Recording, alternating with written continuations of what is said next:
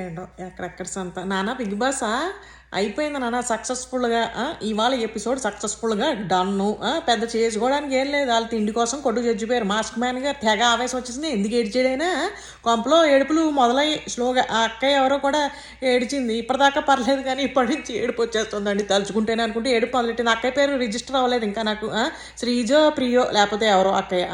అది చాలదన్నట్టు ఈయనేమో ఫుడ్ త్యాగం చేశాను అనుకుంటూ ఆయన అనుకుంటూ ఏడ్చుకుంటూ ఆ టిష్యూలు ఎక్కడ పెడుతున్నారు, ముక్కులు చీతున్నారు కదా అవన్నీ ఎక్కడ పెడుతున్నారు, కొంచెం నువ్వు బోతత్తాలు వేసుకుని చూడు దుప్పడేసుకుని పడుకోవడం కాదు, అవి అక్కడ ఇక్కడ పెట్టి చెండాలం. అసలు మనకు అసలే శుచి శుభ్రత ఏం ఉండి చావు మనకి కొంపలో. అందుకని అవన్నీ ఎక్కడే ఎడుతున్నారు ఏమిటనేది చూసే బాధ్యత నీదే. మేము చూడలేము అన్ని, నువ్వు ప్రతిదీ నువ్వు కన్నేసి ఎట్టండి అంటే ముక్కులు చీదుకున్న టిష్యూలు ఎక్కడ పెడుతున్నారో మేము ఎక్కడ చూస్తావు, నువ్వు చూడుకో అవన్నీ.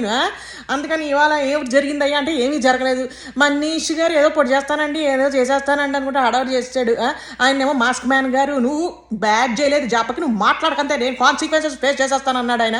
అందుకని ఏం చేసేస్తాడో ఏంటో, అసలు ఏం జరుగుతుంది ఏమిటి ఇంకా ముందు ముందు అనేది చూద్దాం. దొంగతనాలు మొదలెట్టేశారా మొత్తం కొంపలో. అందరూ ఎవడిది ఎలా దొంగతనం చేయాలి ఏమిటి అనే కాన్సెప్ట్లోనే బతికేస్తున్నారు. అందుకని జాయిగా ఏం చేస్తామంటే వెళ్ళిపో పడుకుని పో. ఇదే రివ్యూ, ఇంకేం లేదు. అంత డీటెయిలింగ్ రివ్యూ చేసుకోవడానికి అక్కడ ఏం వెలగబెట్టలేదు అందరూ. చూడడానికి కూడా పెద్ద ఇంట్రెస్టింగ్గా ఏం లేదు కాన్సెప్ట్. అండ్ చూడడానికి కూడా ఎవడు మాకు అంత అద్భుతం వావ్ అనిపించేలాగా ఎవడు లేడు. కాబట్టి నువ్వేం చేస్తావంటే జాయిగా వెళ్ళిపోయి పడుకుని మళ్ళీ రేపు వచ్చే ఇంకా రేపటి పెంట గురించి రేపు మాట్లాడుకుందాం. అంతవరకు సెలవు బాయ్.